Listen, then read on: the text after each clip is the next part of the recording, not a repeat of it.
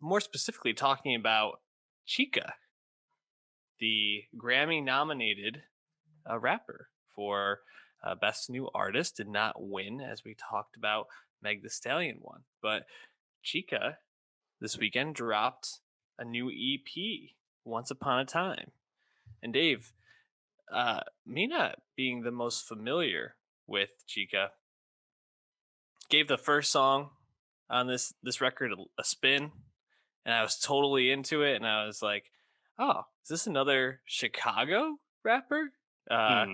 no, Alabama turns Yeah. out. And I gotta say, I really enjoyed this album. I thought it was quick, but I thought there was a lot to like on it. But man, it sound like Fairy Tales. The first track really just sounds so Chicago. But yeah, I enjoyed the whole album. Dave, what did you think of Chica's newest EP? Yeah, this is her third EP, second on Warner. I was not up on Chica at all until XXL last year, where she Yeah. made it 2020. Did not see that one coming. That was very unexpected. Then dove in and I was like, huh, she's got two EPs to her name, really only one on streaming at the point. How does she make XXL? And then soon after, a few months later, she makes the Grammys for Best New Artist. I'm like, oh, there's a push for Chica. You know, she's not old. She's only 24, but seems to be like had starts and stops with her career. Lots of loose singles out there.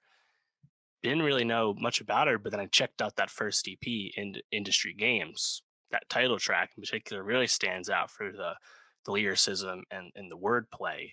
And then the song like Crown, which is my favorite song she's made, has kind of really uplifting message with like a background chorus and background singers. You can definitely hear the Chicago influence. You can definitely see her in the future making music with someone like Chance the Rapper or Saba Mhm. or No Name. Yep. You definitely see it because the vibes are there. Going into Once Upon a Time, I was like, oh, another thing. I also didn't know this EP was coming until the weekend. Uh, but comparing to industry games, I was actually a little let down. I didn't think the records were here this time. I think her talent and her ability is obvious, and I'm very excited for that debut album whenever it comes. But this is an instance for me where I think a really talented person who has a lot of strengths. I don't know if the songs were there this time. Like apart from Cinderella Part One, I thought it was a little middling this time, which is something that can happen when people are like they have all this ability, you know, and you can't harness it all the way. So I thought this was one where it's like you just kind of see the potential, but like there's two dynamite tracks on the EP from last year, and I don't know if we have that this time. Yeah, I would say that I don't think that this there's anything like super amazing on this, but I agree that you can really just hear the talent, even just the way that she kind of flows over tracks. Kind of, she sinks into pretty much every single track that she's on, which I think is a testament to her ability to flow well.